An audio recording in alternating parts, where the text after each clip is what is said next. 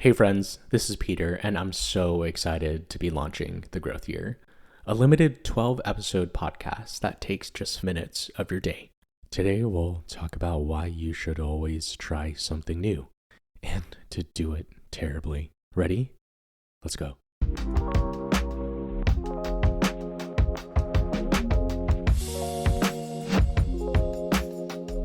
As a self-professed multi-hyphenate, and if you've been listening to the last few episodes, I love doing a lot of things.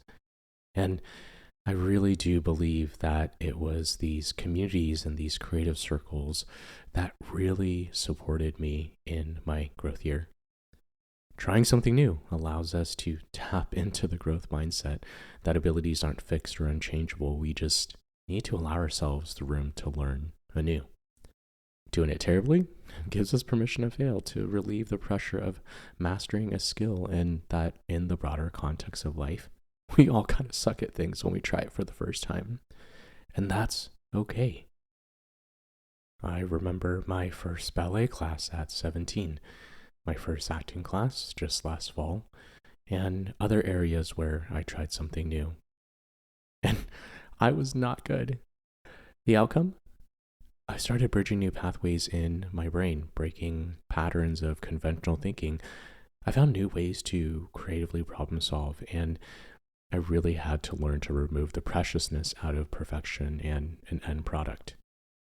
Further down in life, as you start working, when you spend the bulk of your life in a high-stakes workplace, whether it's going from a rehearsal to a premiere, an MVP to a full release, where process equals product, it has the pressure of perfection and leaves minimal room for setbacks.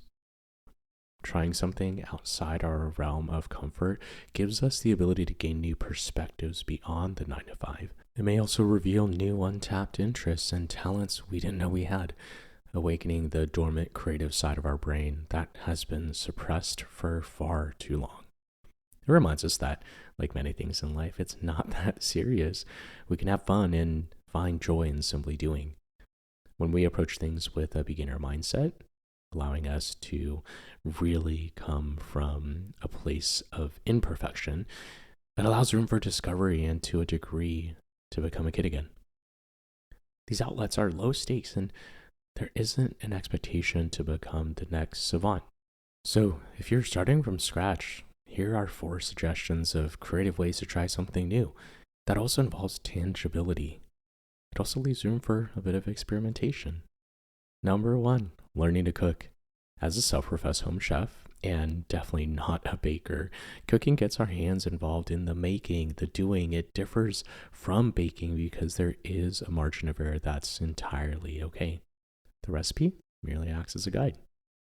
Number 2, a drawing or painting class. The tangible factor of picking up a pencil, a piece of charcoal, pastels, or a brush brings us back to our creative, childlike self. Artistic arenas give us space to get messy, literally, make mistakes, and in a medium where art is inherently subjective, there is no scorecard.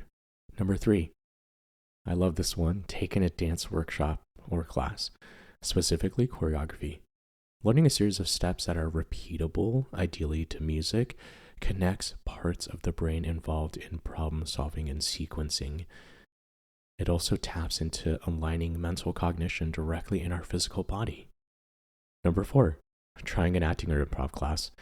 Acting gives us a structure, a scene, a script, a who, what, where, why, and when to work from, while also integrating spontaneity and a variety of character traits tied to real human emotion. Improv, on the other hand, can be totally unscripted and encourages out-of-the-box thinking and having fun, discarding any need for a final product because it lives in the moment.